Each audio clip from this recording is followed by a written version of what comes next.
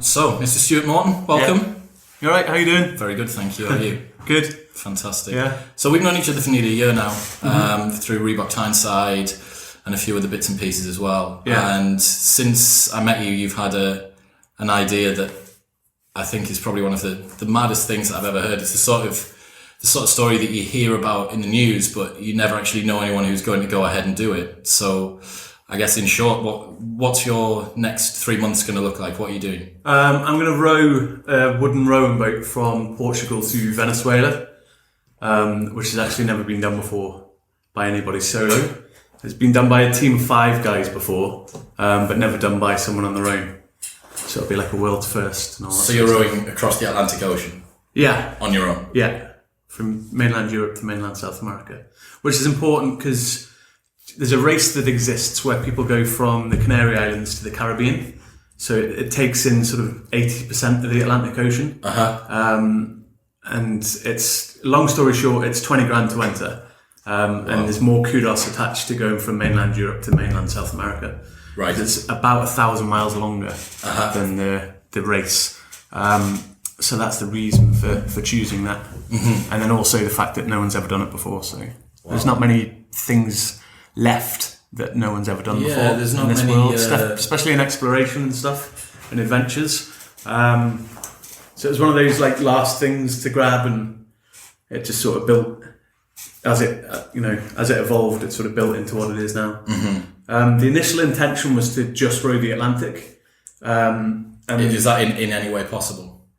Say again? In any way possible, yeah, from whatever bit to whatever bit, so to speak. And being kind of naive to it, I was just like, well, I want to row the Atlantic. What's the most common form of doing that? And then I'll try that. And then looking into it and peeling back the layers, you sort of figure out what's on offer. And then through a bit of sort of bucking against the rules and sort of not wanting to conform, I ended up getting my own route. So basically there's this company called Atlantic Campaigns who run the Talisker Whiskey Atlantic Challenge, and it's the sort of the standard bearer, if you like, in ocean rowing, and it's £20,000 to enter that race. Is that solo as well? Yeah, they take on solo entries, pairs, 3s, 4s. I think they might have done a 5, but I think 4 is actually the highest they do. And basically, I looked at what you get for the 20 grand. Now, I'm not putting it down at all. It's a fantastic organisation that does great things, but for someone that doesn't come from a particular background, 20 grand is like quite a bit of cash just to find to enter a race, especially when you spend upwards of 70 grand to buy the boat and the kit and all the stuff that you need. Yeah.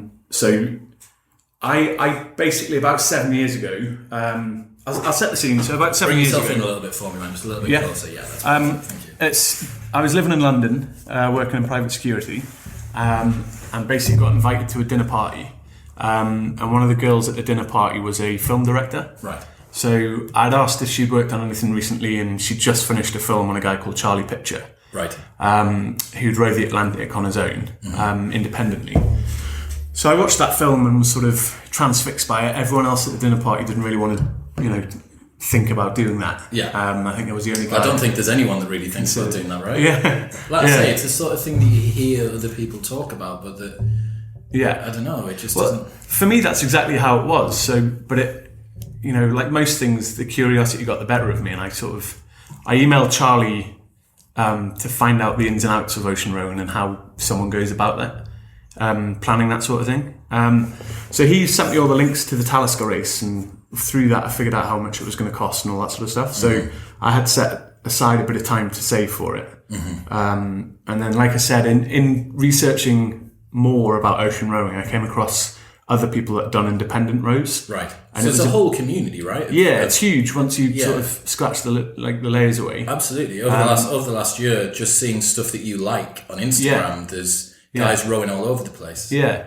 And it's almost like, it's like when people get into training, like they've never been exposed to like gym life before, and then as soon as this they whole start, sub-community just explodes. And they pick up all the lingo and all that sort of stuff. So it's definitely like a subculture that people pick up on, and ocean rowing is that way as well. But more people have climbed Everest than have rowed the Atlantic. And then again, if you look at the Pacific or the Indian Ocean, the numbers are even smaller again. So that's 1,000 and a bit, 1,500, is it maybe? At the moment, I think the figure stands at about 500. Yeah. But the Talisker race, it's grown in popularity. So this year, the race is actually happening as we speak. And I think there's 75 people in the race. So it's getting exponential. Yeah, so maybe 50 people will complete it. Mm-hmm. There's already been some dropouts and stuff. No way. Yeah, a couple of rescues and this, that and the other. Wow. So. And that's quite humbling to see from my position. Like, I'm setting off in 3 weeks and I'm seeing people giving up. But as well as that, there's a guy called Damien Brown, who's a former rugby player. Mm-hmm. And he's basically setting an example of how to tackle an ocean road. Like, he's got the format. Yeah, and he thinks like kind of the way I like to think about things. So if you take an event or something that happens to you in your life, you can react to it one of two ways, but that doesn't change the fact that that event has occurred. Mm-hmm. So you can lose your temper or you can laugh it off, mm-hmm. but the event's still there to deal with. So it doesn't really matter how you react to something. You're there and you've got to get on with it. Mm-hmm. But there's a few, in the times gone by, there are people that have sort of, for whatever reason, withdrawn from the race. Mm-hmm. And I'm starting to change my initial reaction to that. Like my initial reaction on hearing that sort of news would be that they couldn't hack it and mm-hmm. it wasn't for them and all this sort of stuff. But a few of them have raised safety concerns that they perhaps didn't think about in the lead up to the row. And there's so much that goes into the planning mm-hmm. that I totally understand that from their position they might have got to a point where they hadn't really considered what they were getting themselves into. Yeah, I know that sounds daft because it's rowing an ocean, but I think it's easy to get caught up in the hype and sort of find yourself in a position you don't really want to be. Weren't prepared for. Yeah. So tell us about your background. What's your background? So basically, I grew up in a really sort of transient lifestyle. So my father was in the armed forces. Mm-hmm. I was born in Germany and then ended up living all over the place. And then when I was 18, I joined the Marines on a dare. Did that for about yeah. So basically, there was a TV program on while we're at school, and everyone was talking about this TV program and sort of would they fancy doing it and all that sort of stuff. And again, another situation where I think I was the only person that wanted to. Yeah. And then later that day, I was stood in the queue for some food at school, and I overheard two lads talking about the fact I wanted to give it a go. Right. And how old are you? I was 17 or 18. Right, okay. So it's like A-levels. Yeah. And then I overheard someone saying they didn't think I could do it. And not being sort of academically minded mm-hmm. and not knowing what I wanted to do if I got to university and all that sort of stuff, I just decided to run it by my old man first and say, I'm going to drop out of school and join the Marines. What do you think? And he was like, yeah, go for it. I guess with his background, that would have been... Yeah. So did that, left the Marines, got into private security, did that for a few years. And yeah, I think you can tell from that background, I've always been a fan of challenges and figuring out who I am and how I react to stressful environments mm-hmm. and sort of extreme situations. And I just feel like it's been a few years since that's happened. So the row's sort of come on a good time now. Mm-hmm. So this has been a concept in your mind for about 7 years. Yeah, I think 6 or 7 years. It's either 2010 or 11. I watched that video at the dinner party. Yeah. And since then it's just sort of evolved. But obviously with the amount of money involved, and obviously with the age I was, buying houses and, getting a car and all getting that sort of stuff. Getting yourself settled, yeah. 70 grand is hard to come by when you're doing all that stuff. £70,000 is the cost. I've probably spent so far about 70,000. I say so far because there's still more stuff to get. For sure. Yeah. So it's little things. There's probably a kit list with 200 or 300 items on that you need to do the row. Wow. And most of the items cost a couple of $100. Mm-hmm. So you can, gather from that how much stuff and in amongst that is a boat. In amongst that's or a boat. Is it a vessel? Is it a boat? Either or. It's a rowing boat or a vessel. Because they're the things, I think because of the stuff attached to it, it gets called a vessel. Because it's got a radio and a GPS and all that. You. It's basically a wooden rowing boat with a cabin to sleep in. Oh my God. So it's pretty good. So you've gone through the Marines, you've gone through your private security, you've come out the other side now. Yeah. I've seen you just over the last year, I've seen you run coast to coast of Hadrian's Wall. Yeah, that was, so that wasn't really a big thing for us. I know that sounds really big-headed, and it's not meant to sound that way at all. It was the equivalent of somewhere in the region of 3 marathons back-to-back in 24 hours. Exactly. It's actually 3 28-mile runs back-to-back. So I'll set the scene again. Josh, Rose and I did a run in November, just off the cuff, to see how fit we thought we were. And it was a trail run in Wooler, which was 28 miles. And then we literally finished it, and 10 minutes afterwards, we're talking about people that do ultra marathons and stuff like that. And which is 100 no. I think ultra's anything over a marathon, to be honest. Yeah. Oh, right, okay. So people will do a 50k and call it an ultra. Okay. Or they'll do a 100k and call it an ultra, whatever. Yeah. So Josh and I were basically saying, do you reckon you could do that back to back? And I was like, I don't know. And then just off sort of Googling and flying around Facebook and stuff, I found 2 guys that had ran Hadrian's Wall, and it was 84 miles. And it just jumped into my head that that's pretty much there, back again, and there again of the run we just did, which was the biggest distance either of us had ever done, I think, up to that point. And only 10 minutes after it, you were already looking for the next distance. So I just jokingly said to him, what do you reckon about doing this? And he was like, yeah, that sounds pretty good. And then I've always been a fan of, if you tell people about it, then it's happening. Yeah. So I think we posted it on Instagram that day, and then just sort of train towards it. That external accountability coming in a little bit there. Yeah, and it's just sort of like, I think it's good to test yourself now and again on stuff that you don't know you might be able to do. Otherwise, it isn't a challenge. Too many people these days do like a marathon, which, no offense to anyone that's proud of what they've done, but it's not hard to run 26 miles, no matter what your background is. But even if the training, I suppose with the training for a marathon, I've seen some of the training protocols and people are working up towards 20 miles, like 10 and 20 mile runs beforehand. Unless something goes wrong, the race is already, you've already run it, which is the point of the training, right? Yeah. The point of the training is that you should be able to complete the run comfortably. Yeah. But I think there's a difference in trying to complete an event which you've prepared for and trying to test yourself in a way that you can only prepare up to as well as you can do for. Yeah. Does that make sense? Yeah. And I think also if you apply a time frame to the marathon, then it becomes a challenge. Yeah. But for most people, they just want to do it, and it's more possible than people think it is. Yeah. And I think there's loads of stuff in life that's like that. It's way more possible than you think. You just you haven't tried it before. And the Hadrian's Wall run was definitely that. Like in February, we failed it. Well, I failed it because I got a a stress fracture in my shin. Right. So that stopped us at about the 65 mile point. Which is a long way, but it's not almost exactly double 2 marathons. And so that was that. But then because of the kind of people Josh and I are, we were like, well, we've got to go back and finish it. I think that day, the Instagram post that you put up upon... It was the day after, I think. Upon announcing that it hadn't happened. Yeah. Pretty much straight after was the announcement, like, we're coming back for you, so to speak. And the date was good because it was... the rerun was in August, just gone. And it basically, for me, was more of a test of, like, where I was physically and mentally. Because it was a tough test in that, like, you had to apply a bit of mental fortitude to get through it because it's a long way to run. Most people aren't happy driving that distance, but to run it, we set off at like 4 a.m. and finished at 10 at night. Wow. And that's like coast to coast of the country. So it was quite a deal. But also, for me, it was good because on the row, I'm probably going to be working out for up to 18 hours a day. And the run took around about the same time. Right. So the thought of getting up the next day and doing that all over again, it was more preparation than I gave it credit for, because I could turn around and go, well, it's possible, but it's going to be bloody hard. Yeah. And to string 100 days like that together is really going to be the test. So going back to the row, you've got your prep, you've started to get towards it. So I mean, what's the next step in terms of you've started to think about the idea? Where do you go from there? You need to find a route. You need to find someone with specialist information. Exactly that.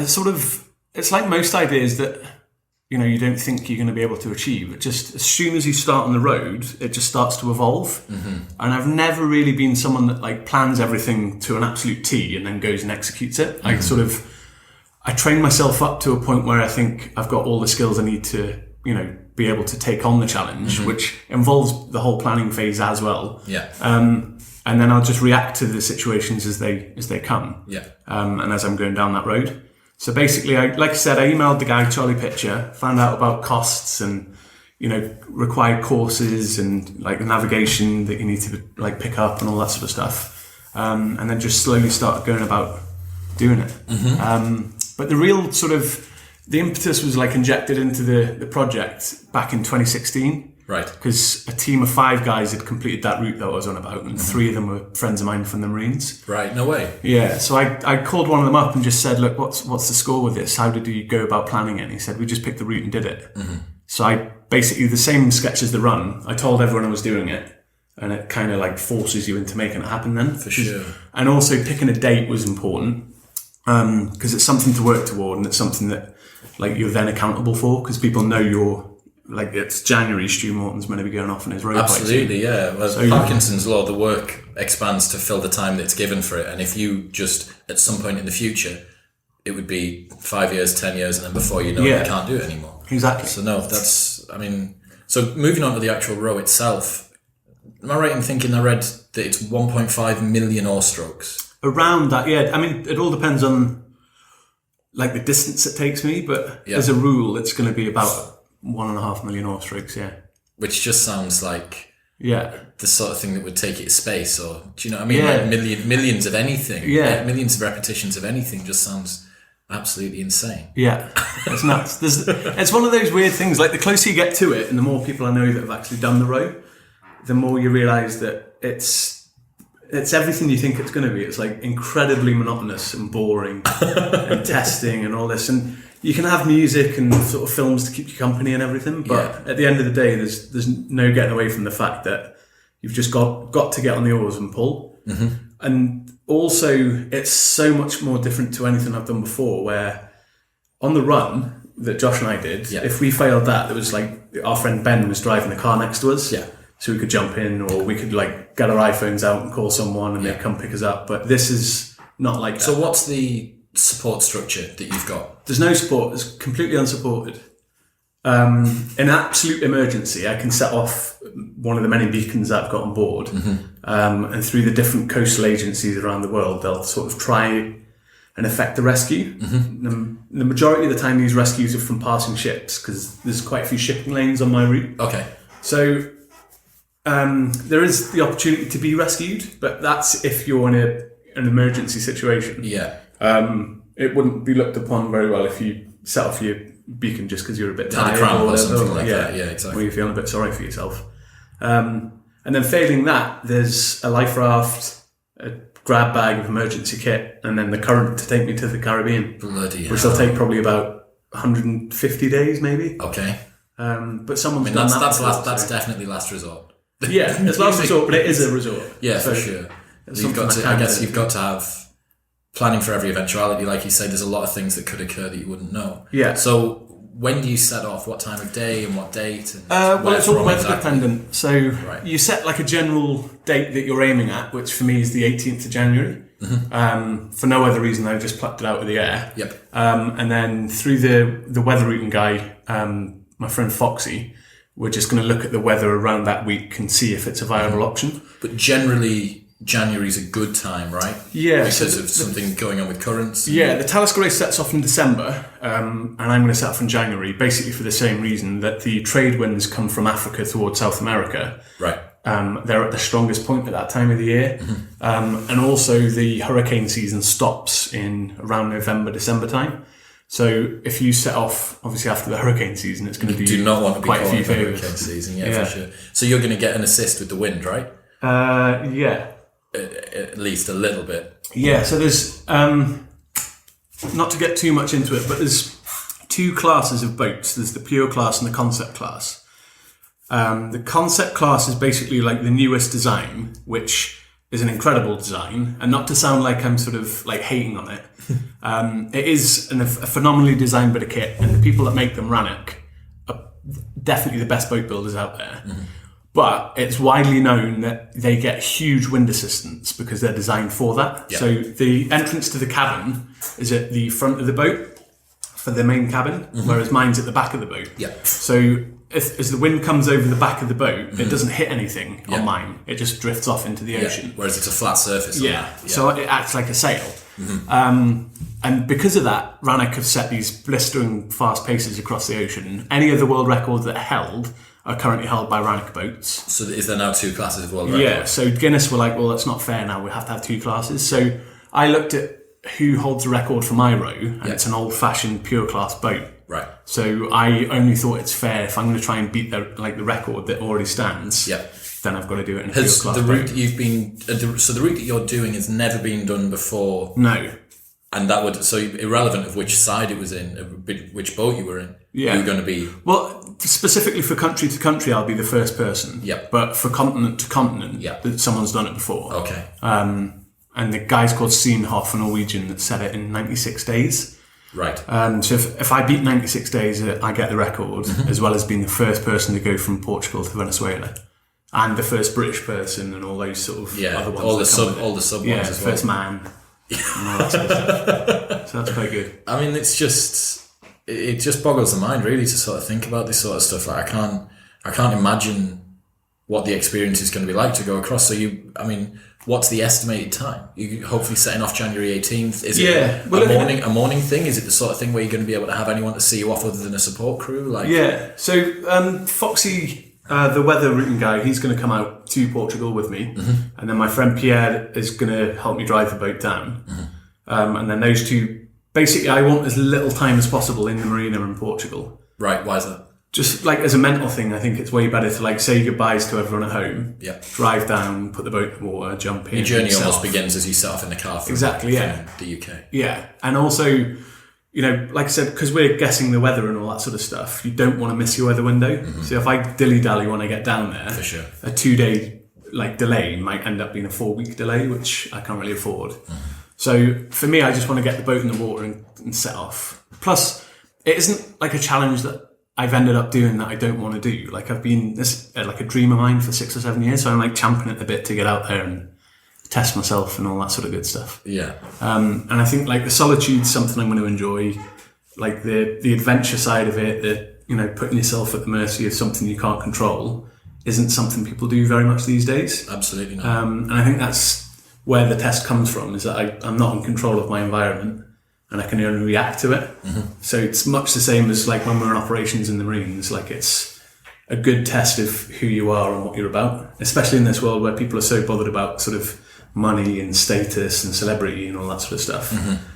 Like that stuff doesn't really impress me. I like any idols I have of, they've got the work done and then they get the plaudits for it, rather than telling people what they're going to do and expecting some sort of...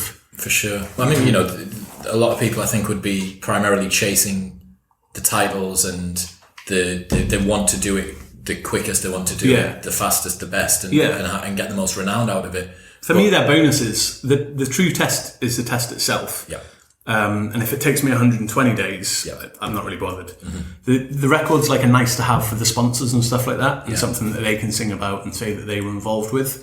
But for me, I don't really care about that. It's nice to know that you've earned something and you've achieved it because you outworked the other guy and all that sort of stuff. Yeah. But for me, the big test is, can I deal with what's thrown at me? Like the conditions will probably be different to the other guys as well, and the distance is so vast that you can't do the exact same route anyway. Right.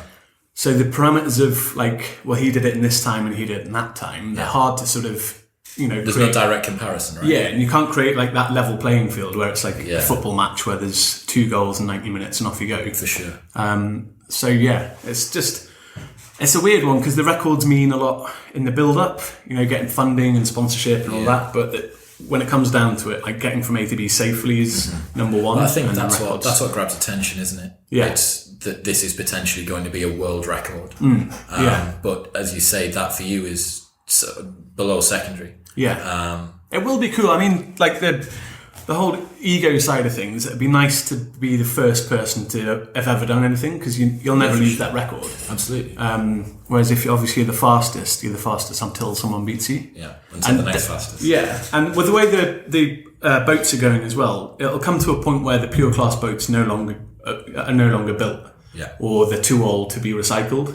So it's only concept class boats. So then it would be nice to be the last person to have done something and all that sort of thing. For sure. But definitely I'm open to the thought of, after the first one's done, maybe doing it again in a concept boat or... Right. But I've obviously got to do it first and see if I like it. Let's get the first one out and of the way. Sure. So you're going to set off January 18th, and then I'm right in saying that you don't actually steer. Is that right? It's GPS that does the majority of the steering in terms of direction for the rudder? So you can have what's called an auto helm, and it basically attaches to the rudder, and it's a digital steering device. So you type in your bearing to the GPS, and then you can get it done automatically, or you can sync it yourself as well. You'll put the bearing into the auto helm, and then it basically steers for you. And so you just get on and you just pull. Yeah, and you just pull. But if that breaks, you then go to foot steering or hand steering, Oh my God. which is as bad as it sounds. Yeah, whilst also trying to pull your oars. Yeah, and you're constantly like readjust. adjusting it and sort of making sure you're on the right bearing. And So all that stuff. have you set your course now? Do you know the Yeah, exact so course? I went through it with Foxy. We sort of sat down the other week and spent about 8 hours picking the course. So you've only done it recently. Yeah, I mean... You've had a lot of good idea for a and long I mean, time. But everyone knows that I'm going from Portugal to Venezuela, so it's pretty obvious. Yeah. I just head west. yeah. But the intricacies of sort of getting out of Portugal and like breaking away from the land, so you can afford to get your head down without like drifting into anything. Yeah. So the first sort of day will be, the first week's going to be hell because Why is that? you're adjusting to everything. It's the first week where you're like aware of what the routine's going to be like. It's the first week where your body's getting used to that workload. All your hand, like the blisters and stuff in your hands are going to form and all that sort of thing. Like you can train them to a certain extent in like the nice comfy confines of a gym and what have you, but when you actually get on it, you can't really train for an ocean row unless you're on the ocean. Yeah, for sure. So you've touched on it there, so I'm going to segue off. Yeah. Just take us through your training. Take us through what the training has consisted of. I think that's always a hard question to answer because there's a chunk of society that trains all the time and they have goals outside of these big projects. So I train most days and have done since I was 16 or 17. But the row specific stuff, I knew I had to get fat, I knew I had to get strong, and I knew I had to have a pretty good engine. Luckily, I've had a good engine for a while, so that kind of took care of itself. Yeah. And that run was like confirmation of that. Yeah. And How about getting fat? Getting fat's been really weird, really weird. It's gone really well, but it's been really strange. Obviously, most people that train are training to achieve a goal, whether it be looking good or being nice when you looking good when you're naked and all that sort of stuff. And I've had to do the opposite of that. Yeah. I've had to eat for a purpose, which goes against everything that like I and people I stay with like stand for. So that's been really weird. But I'm getting better at it now because I know that it's gonna like suit. It's Getting better at being fat. Yeah, but I'm getting better at putting the food in and not being that bothered by it because I know it's going to like serve me well when the time comes. But no, it's really weird. And how about strength? So this will probably, I'm going to guess that this will be the heaviest you've ever been. Yeah, 112 kilos at the moment. From 85 in August. Oh my God! So that's quite a gain. Very sharp. And it's not like obviously you can judge for yourself, but a lot of people have said that I'm carrying it pretty well. Like I don't look like I'm super fat. Absolutely, yeah. But I think that comes from the strength training that I've been doing. So I've added bulk as well as fat. Definitely with my top off and stuff, I'd look flabby and I've got curves where I don't want them and all that sort of stuff. But working with Tim Briggs, who does We Dominate Nutrition, we were like, well, the first part of getting fat is just eating more than you need to burn off, sort of thing. I can't believe that. Like how to get fat .doc. Yeah, has been emailed over exactly, at some point. So we just overloaded on carbs and like ate a diet where my body got all the nutrition it needed. Yeah. Like, so a lot of the stuff that Lauren cooks, I'll do the same as her. Yeah. And then on top of that has been like pizzas and ice cream and chocolate and whatever you want to do to get your calories up. And then recently, maybe 3 or 4 weeks ago, we switched to like a keto diet. Okay. So the idea is that my body now is going to be better at burning fat. Right. And the transition happens now rather than on the road. Okay. So I've already experienced sort of like headaches and... Would you say you've dropped into ketosis now then? I'd probably say so, yeah. On the cusp, in and out. I'm feeling better on it now. Yeah. I did get sort of quite a few headaches and was feeling like dreary and a bit hungover in the mornings and stuff. And then also, I was just, it's been nicer on the fat-based diet rather than like the carby, sugary stuff because it makes you feel awful. Really? Yeah, and now I'm coming out of the transition as well. It feels... I'm feeling a lot more energetic and sort of healthier, if that makes sense. I think for a lot of people who have had to suffer the pain of a fat and protein diet, that's for most people really uncomfortable. They don't like the fact that they don't have that starch, that kind of bulky, satiated feeling that you get that comes along with having carbs. So that's the diet side. So in terms of training, what have you been doing to prepare? A lot of time on a Concept 2, I'm going to guess. Yeah, there is that. I mean, it doesn't really cross over that much to ocean rowing. So really, in a 2-hour set on a Concept 2, I can pull 30 kilometers, which is a good pace. But then when I first got my boat, I rowed it from the Tyne Bridge to the Royal Quays, which is 8 miles, and it took me 2 hours. Oh wow! So the weight of the boat, how slow she goes in the water, and all that sort of stuff, like it makes it so much different to the Concept 2. But you're not going to do any damage being on a Concept 2, so it's the nearest you can get to it without getting on the boat. So a lot of 2-hour sets, 1-hour sets. Rode through the night one time, did like 70k in one sitting. Wow. That was at the gym at CrossFit Tyneside. Yeah. And then most of the time it's just sort of general prepared fitness with Lauren. So training most days together in the mornings. We're just doing like CrossFit-y sort of stuff. So a lot of functional movements and sort of... I honestly thought there'd be a lot more row specific stuff. I genuinely thought it would just be, I've just spent the last 6 months sat on a Concept 2 and I've done some accessories work. But it would appear that the crossover from doing more functional stuff actually appears to be more beneficial in preparation. Yeah, I think so. Looking at like that Talisker race that I keep like going back to, people take that pretty seriously, and people train for it or have trained for it. With this, like the thing you've just said there, like sat on a Concept 2 most of the time, and then doing a little bit of accessory stuff, and it hasn't really worked as well as people that have come in recently with like an endurance sports background who have done more sort of functional training, and then they've done a bit of a little bit more well-rounded as athletes. Yeah, so I think it's more like training for the Marines was. You're sort of ready for anything. Like you're a good sprinter, you're strong, you're gymnasty, and all that sort of stuff. And I think, that's definitely worked well, and being as robust as you can possibly be. I suppose it must make the training as well, building up to something that is going to be a bit monotonous. The fact that you can go in and one day do rope climbs and one day do pull-ups and one day do Concept 2 and that, do you know what I mean? Like it. Yeah. Well, my thought is to save the monotony for the actual the event itself. It sounds like it's going to be a little bit, Yeah, I'm happier that I could sit on a rower for 14 hours or whatever. I've done it before. Yeah. I'm happy I can work out for 18 hours, having done it before. And like I said, the row's more mental than it is physical. Like it's going to be debilitating and hard work and all that sort of stuff. But I think like the overriding rule or mantra in my life is there's always someone worse off than yourself. Yeah. And I think whatever situation you're in is not that bad if you keep that in mind. So I'm not sure there's going to be very many people on the planet that are going to be doing as many hours per day as yourself during that period. Which again is a crazy thought when you think 7 billion people on the planet, and you will be easily in the top 0.1% of people working out for 3 months on the balance. No, it's nuts. Well, there's a famous... Brad Wiggins explains the Tour de France by saying it's the only sporting event on the planet where you need a haircut halfway through. And I'll need like maybe 3 or 4. You're going to have to do all sorts. So, but it's... And also, apart from the working out side of things, like I have to be a carpenter, an electrician... a water maker specialist, all these different things. Because if anything breaks on the boat, there's no one to fix it but me. You'd said to me that one of the first things that you said about the race was you need to be able to take apart and put back together every single element. Yeah, upside down and in the dark. So wow, it's pretty. So talk us through the vessel or the boat. Talk us through what's on. So she's 24 feet long. There's a cabin at the front and at the back that are both enclosed and airtight. Right. The one at the back is the one I sleep in.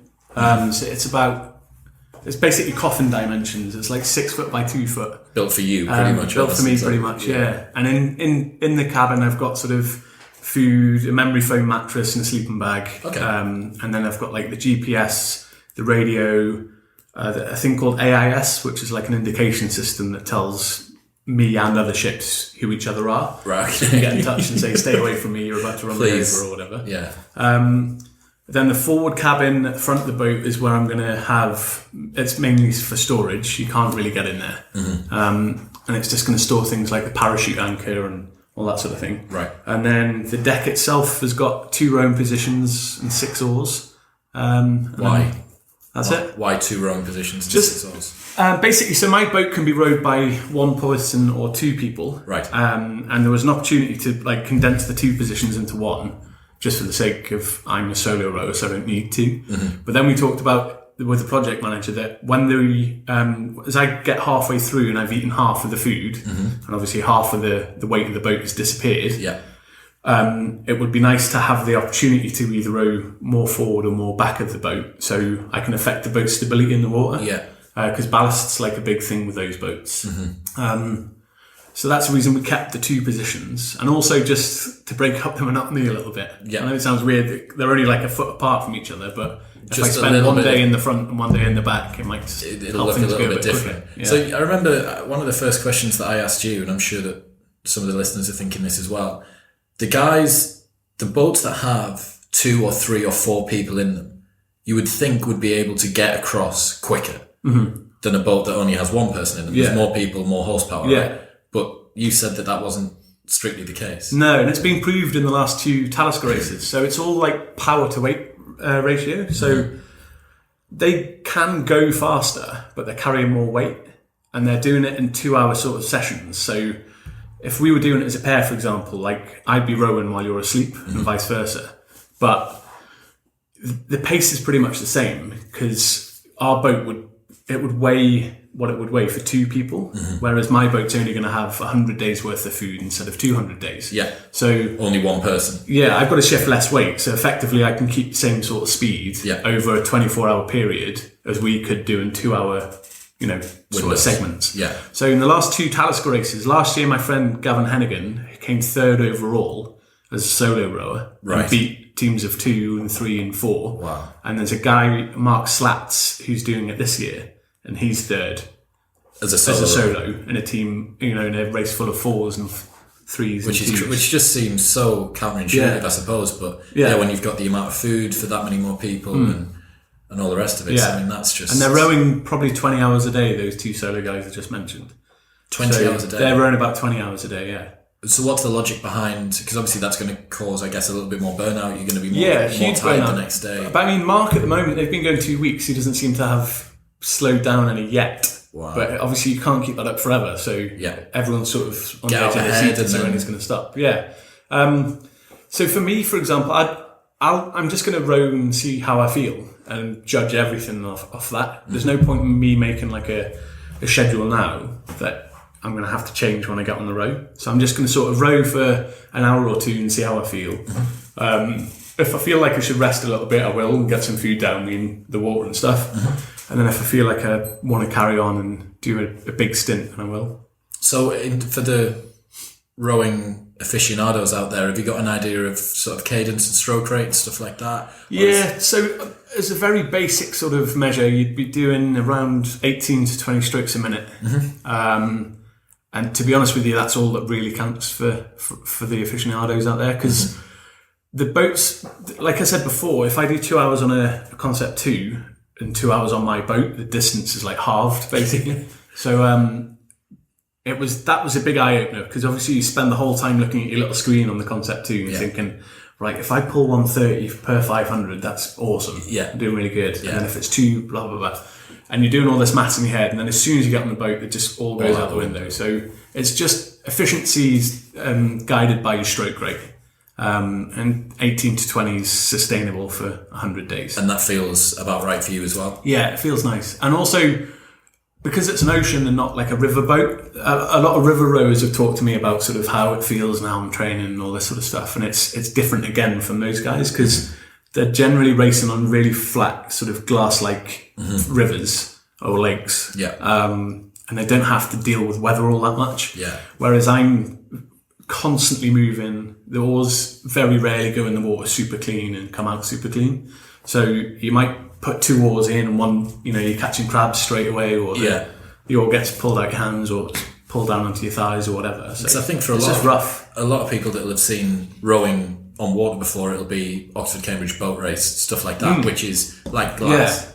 like as flat as you can get. And guys displaying like amazing balance, and the boats are super rigid and they don't move around at all. But Yeah, and I've seen a video of one of your friends recently, I think it's out on the water at the moment. Yeah. And I saw a video that he'd uploaded from the cabin looking at him. Yeah. And it just looks like hills. It just looks like a crazy golf course that he's rowing over the top of behind. Yeah, it's nuts. So, for instance, to describe the conditions, he recently woke up in his cabin with his eye sort of all blackened and cuts all over his face. Right. Because while he was asleep, he capsized, and it's like a washing machine inside the cabin most of the time. So, And it's you said it was sealed, right? So yeah, so he's just battering around in this sort of coffin, and woke up with his eye in sort of bad order. Oh my god. But he's the guy I mentioned before, Damien, who's just sort of an example of how to tackle it. So he just sort of laughed it off, took it for what it was. And he's just cracking on. He's just cracked on, yeah. Wow. And then later that day, I think he was on the deck and it capsized again. Capsized twice in a day, right?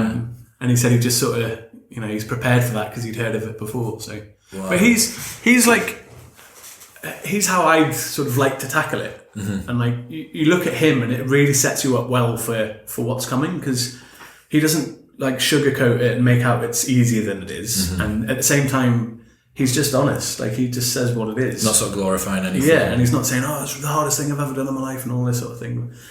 If you go into it thinking it's not going to be the hardest thing you've ever done, you're an idiot. So I think as long as you're aware of how difficult it's going to be, there's not going to be that many nasty surprises. Mm-hmm. But also, I think the amount of people that get into this sort of thing, they're not going to do it lightly. You've already filtered out an awful lot of people just through the madness of saying that you're going to do it, I think.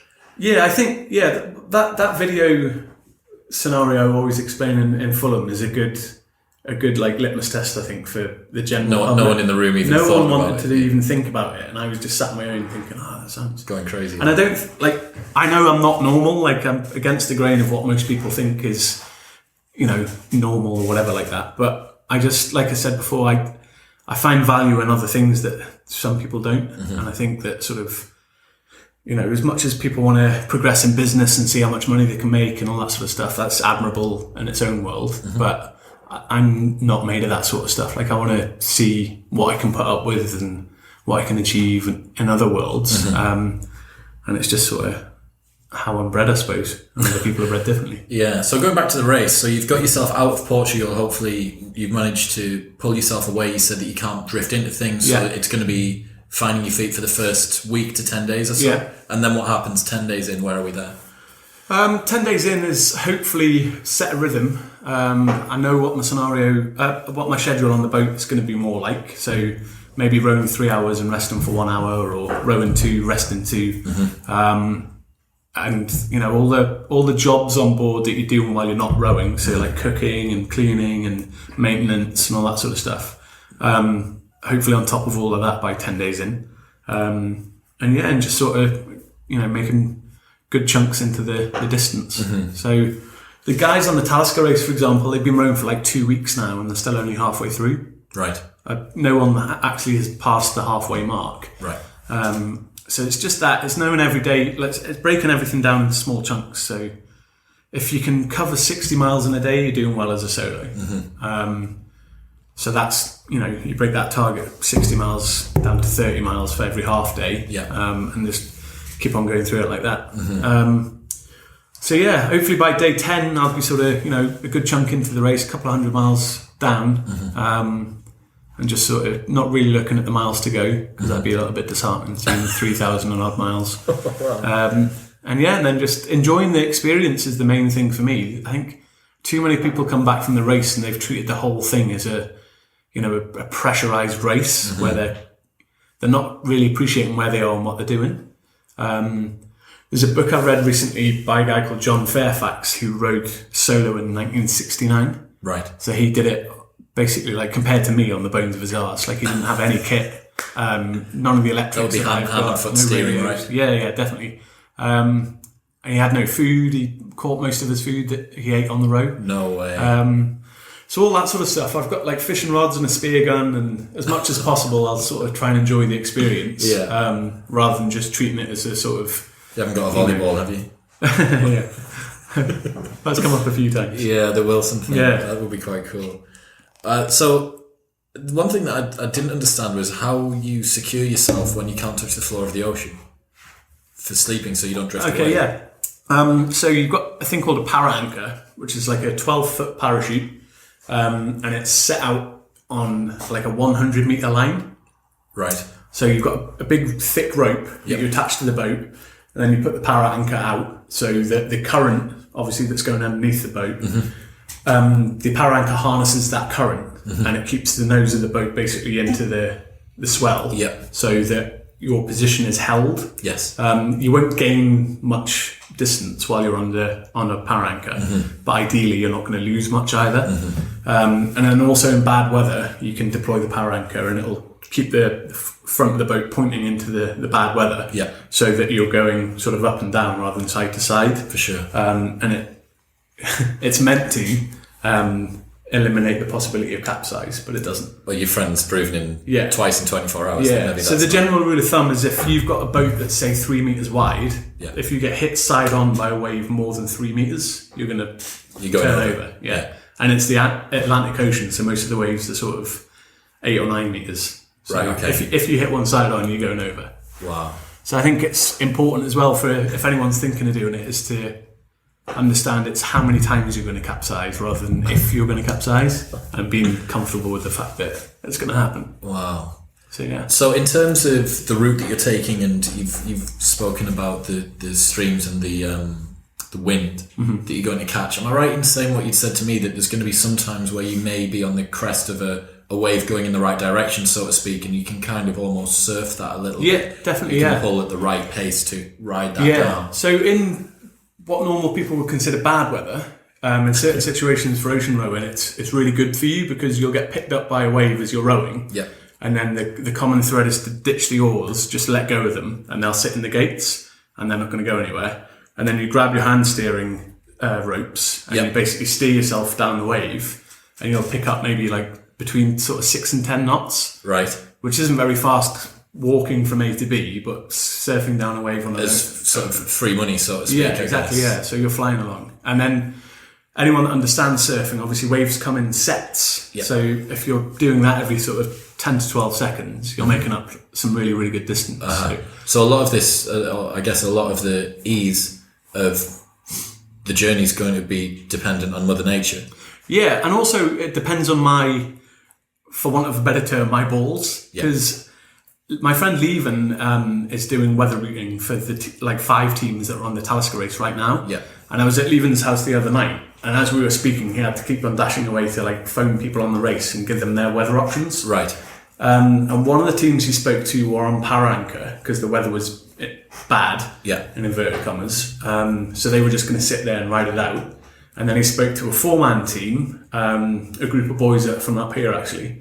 And they wanted more wind, they wanted more speed, so they were surfing down the waves as we just described there. So it's understanding what bad weather is, because there's a fine line between free speed and putting yourself in a dangerous position. Yeah, for sure. But it's understanding what bad. Where do you think that you rank on the scale? Would you say that you're? I'm pretty happy because at the risk of sounding too confident, I've worked on the Indian Ocean for sort of 2 or 3 years, and witnessed some pretty bad weather. Yeah. And that was when we were on sort of cargo carriers and tankers and oil rigs. Yeah. And we were a little bit worried. So that was pretty bad weather. So if I experience anything like that, then definitely it would be like a case of battening down the hatches and, surviving. Yeah. But I think in most scenarios, it's going to be sort of harnessing what you've got and just making the best use of it. Yeah. Yeah. So I saw something online that you posted about a sheepskin seat cover. Yeah. And then someone asked why you had a sheepskin seat cover. Yeah. And what are you wearing to row in? So generally, I think 80% of the time people will row naked. Completely naked? Completely naked, yeah. So the idea is that if you can probably test it at home if you've got that much time in your hands, but if you say if your t-shirt gets covered in salt water and then it dries out in the sun, the water evaporates, but the salt crystals stay in the material and they're abrasive. So obviously if the t-shirt's rubbing on your skin, especially with rowing, you're going to end up with like sores on your armpits. Really bad, really fast. Yeah, and because you're at sea, the salt gets into the wound and it makes it harder to heal. And then obviously because you're debilitated and malnourished and all that sort of stuff, your body's slower at fixing itself anyway. It's a bad environment for healing. And that's going to happen anywhere you've got clothes on or anywhere where there's friction. Whereas the sheepskin, because it's soft and fluffy and it's like more of a natural fibre, it's better at not retaining the salt crystals than sort of man-made fibres are.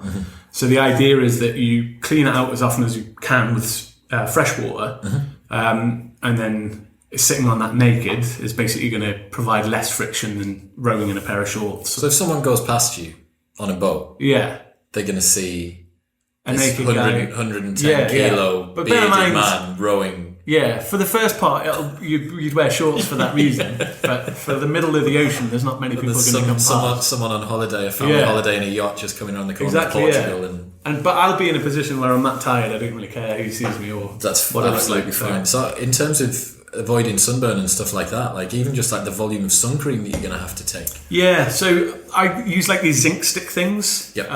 So I just stick that on, but I generally, through like jobs I've done in the past, I've spent a lot of time in the sun and exposed to it in sort of big chunks. Yep. So I get used to it pretty quick. And like I said before, when I was in Tanzania for a few years, it was something I put up with all the time there. So you get used to that pretty quick. But definitely for the first part, I'll be covered up and, After 100 days in the sunshine, you're going to come back with a wicked tan as well. Yeah, I'll be quite leathery, I think, as well. Man, so fresh water as well. Like water's a very, very heavy object to take with you. How's that working? Have you got something that you can distill on board as well? Yeah, so on board I've got a desalinator or a water maker. And basically it's plumbed into the boat. So there's a valve underneath the hull, like the bottom of the boat, and it sucks up seawater. And then through loads and loads of different filters at mega high pressure, it turns it from salt water into drinkable water. It doesn't taste particularly great, but it keeps you going when you need it. Yeah. And then also, because of the type of boat I have, it needs ballast to sort of sit it down in the water and again reduce the chance of capsizing. Yeah. So the ballast is going to come in the form of about 120 kilos of fresh water, just in plastic bottles that you get from the shop sort of thing. And then if the water maker breaks and my handheld water maker breaks as well, I've got emergency water to last me sort of, sufficient however time. long it could. Yeah. And the idea with that would be if you drink any of the fresh water in the bottles, you can just replace it with seawater and mark the bottle so you don't drink it. Yeah. And that way you don't lose any ballast, but you're able to drink the emergency water. So that's hydration. What about food? Food comes in the form of freeze-dried meals. The sponsor that I've got, Firepot, there's a company called Outdoor Food that make that brand. They basically cook their meals and then dehydrate them. Right, okay. So they're way healthier than some of the other ones out there in the market. So I won't obviously mention their names, but they're super sugary. So you're actually having fully cooked meals that just have had the water taken out. Yeah, and then you just pour boiling water back in. Vacuum packed foil bags or whatever it is. You leave it for like 15 minutes and that's rehydrated. And it's all like chili con carne and spag It's like bol. the ultimate cup of soup. Yeah, exactly, yeah. And they're like 1,000 calories each meal and stuff like that. So how much are you going to be eating every day? So I've got 4 of those every day. As well as a snack pack, and the snack pack's got about 3,000 calories in it. A snack pack with 3,000 calories. Yeah, so it's what's I've got loads of nut butter, some biltong, because apparently people say that you miss chewing because all the freeze-dried food's like quite sloppy and soft. Yeah. So the biltong is just basically for nice chewing. and tough. Yeah, and it's obviously like mega stacked with protein. And then I've got sort of energy gels that are sort of fat-based rather than sugary ones. And then battle oat spars and flapjacks and stuff like that. So, full work. So you're going to be eating sort of moderately well, I suppose. yeah, I think I'm going to be hitting about 7,000 calories a day. And then the argument is you burn about 10. So I'll be in a 3,000 calorie deficit every day. So that's about £1 a day of weight. Yeah, exactly. Not far off that you'd be losing. So what if we say it's around about 100 days, and 100 days from January 18th, what's your weight going to be? I think what do you call it? The vast majority of people that do it say they lose about a quarter of their body weight. So that's why I took the jump from 85 to 112. I aimed at 115, I think. Yeah. But I think I'm about 112 at the minute, so I'm there or thereabouts. Yeah. And then hopefully I'll lose all that by the time I get to Venezuela. If you come back and you're at 120, I'll be really annoyed. Yeah, super annoyed. Bollocks, I've got to go on a fucking cut now. Exactly. Yeah, get on the watt bike and sit on that for the next 6 months. You have got the tan though. You have already got the tan. So tell us about the Rock to Recovery then, because everything that we're doing here is based around a charity, right? Yeah, so to get a bit candid, maybe a little bit sort of controversial, I generally, and a lot of other people want to bring to the fore how much PTSD is ignored. I think people that come back from Afghan and Iraq and all that sort of stuff with injuries, physical injuries, are pretty well looked after now. They don't get the best care that they could possibly wish for, but it's pretty good. So if you lose a leg, for example, you're going to get a prosthetic, and it's going to be of a very good sort of standard. But unfortunately, the same can't be said for mental health. If you come back with a brain injury or with post-traumatic stress or anything like that, you're just not well looked after at all. It isn't clear what avenues you should be going down to seek help. It isn't clear what kind of signs and symptoms to look out for in people. Do you think that this is across US, UK? Yeah, it's like the suicide rate for sort of veterans is sky high, and a lot of it is because of post-trauma sort of incidents that they've experienced, or if they've been in high pressure situations for huge chunks of their lives, which Afghan and Iraq provided. You basically leave the service and you don't have any transitionary sort of support. You're just, one day you're flying around, jumping out helicopters and shooting people and stuff, and the next day you're in Waitrose getting annoyed at people. Mowing the lawn. Yeah, getting in your way when they're trying to buy tomatoes or whatever. Wow. So it's a really hard thing to come to terms with, especially with the fact that there's no help out there. And Rock to Recovery is a charity that's sort of changing the face of that. So they're providing help for veterans and their families who have to deal with PTSD and sort of brain trauma injuries and stuff like that. And it's like a fast action charity as well. So if anyone, for example, if you had a friend or a relative or whoever that was in the forces that you were worried about, you could call Rock to Recovery and they'd literally fly up to see that friend or relative and give them like immediate one-to-one support. Like there and then. Good Samaritans, but for really serious. And obviously it costs a fortune, so raising money for a charity like that and trying to raise the awareness of them as well is like really important. I mean, I think I've got a friend, BT Urella, who started Vet Sports in America, which is a wounded and PTSD supporting sports league. So they play like baseball and a whole bunch of other stuff. And he gave probably one of the most moving talks I've ever heard about a year and a half ago. Yeah. And he went through all of the different bits, all of the problems that his friends have had with PTSD. And he said that he was one of the guys who'd come out physically injured quite badly, but given the choice between being physically injured and mentally injured, he was glad that he was able to, that he'd lost a leg. That was his analogy that he'd used. And I think it just sounds so alien, the concept of PTSD, and obviously being in that high pressure situation, the level of adrenaline that they'll have experienced, that soldiers will have experienced in one day of combat, will be more than most people will experience in a lifetime. And like, not only that, even getting away from the trauma side of things, just looking at something as simple as transitioning from one career to another. For most people it's quite stressful, but for people like in the backgrounds that I've sort of encountered, you go from this sort of high level, like, where the level of octane and the adrenaline and all that sort of stuff that you're experiencing on a day-to-day basis, it goes from like 100 to 0, and you're expected just to deal with that. And what you're used to, and the people that, like people around you, their behaviour that you're used to, that changes all of a sudden as well. So you can't rely on people to, treat you the same way or anything like that. So you've got to transition your head and like the way you act and everything you've ever known, completely change that without any support whatsoever. Life. Yeah, at least. And like if you're joining the military and you're doing that role reversed, so you're going from a very sedentary lifestyle and all that sort of stuff, and then joining the military, they take almost a year to train you up to a standard that they can then send you to war. Mm-hmm. And then when you come back from war and you want to go back into like Civvy Street, you're just sent there. You don't get any transitionary support. They diet you down, but they don't reverse diet you back up. So exactly. So like that has a massive effect on how people act, on their reactions to things, like how they process stuff in their heads. And there needs to be help for that. There's like, at the moment, there's no prosthetics for the mind, but if people lose legs or lose arms or something, they can get those limbs replaced. They're obviously nowhere near as good as having your original leg or whatever, but there's, like I said, there's no prosthetic for the mind. So the more help that people can provide by using these charities like Rock to Recovery and, you know, ones like it, it's super important to get to a point where people aren't running out of options and they're arriving at the door of suicide.